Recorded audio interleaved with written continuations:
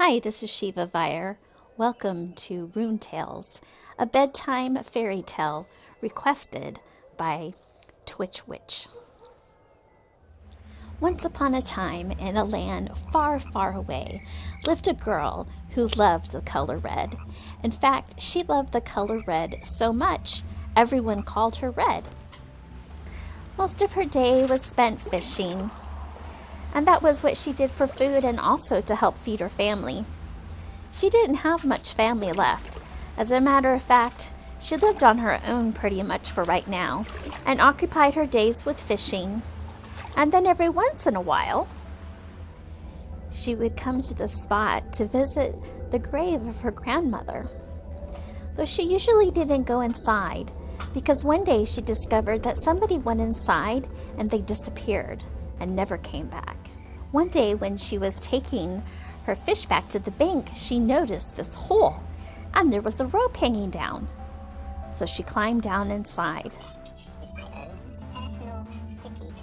When she got inside, she heard this creepy voice.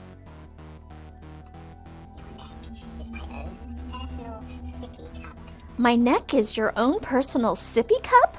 How creepy. First, Red went over to check out the coffin to see if that's where the noise was coming from, and it wasn't from there. So she walked back to where she heard the message again. My neck is your own personal sippy cup. What could this mean? Red went over to the other side of the room to see what could possibly be making the noise and found this decaying tome. I can't quite read it out, Red said to herself. Red closed the book. She was totally puzzled. Obviously, she stumbled on some type of mystery, but it wasn't the source of the voice. Red decided the sound was coming from the area of this blood pool, and on the very edge, she saw this little toy. Vlad the Embracer. It says to pick it up. Red reached out and picked up Vlad. A test squeeze, then return it to Lex in Canifus. Red carefully reached over and squeezed Vlad the Embracer.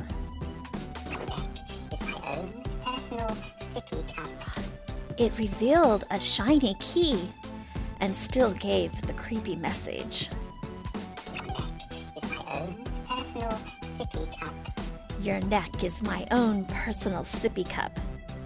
Red decided it was not a good idea to hang on to this toy and she should return it to Canifus immediately.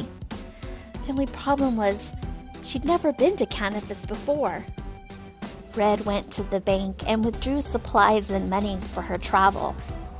She asked the bank manager, "Do you know how to get to Canifus?" "No, I don't," said the bank manager. "But you should ask the cook."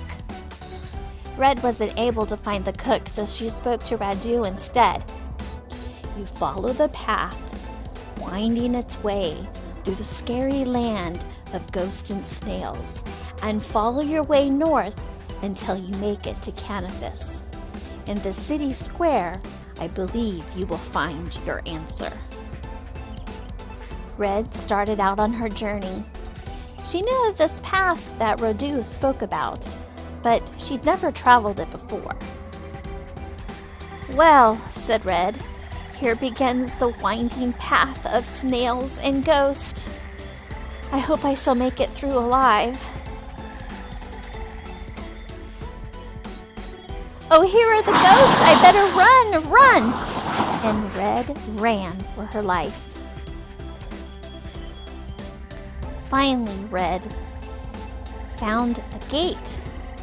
This must be the way out. She barely escaped with her life. Yes, I'm still alive. Red was very relieved. Red wandered for a while. She wasn't exactly sure where to go. Radu had told her to go to the center of the town of Canifus, and she'd found Canifus. Finally, she decided that she would approach a stranger and just ask. This woman looked friendly. So as she reached out to tap her on the shoulder, the lady was walking away and she accidentally scratched her. And she turned into a werewolf. Ah! Red screamed and ran away for her life. Red came upon a farmer nearby. "Please, sir, I'm trying to find where to deliver this key and this doll. And when I touched a woman in the town, she turned into a wolf." "Oh dear," said the farmer. "I'm not exactly sure what's going on, but there's one person that can help you. The wise old man in Draenor." Another person arrived on scene, and Red became very nervous and decided that it would be best for her just to leave and look for this wise old man. Red thought, "I might just know where Draenor is."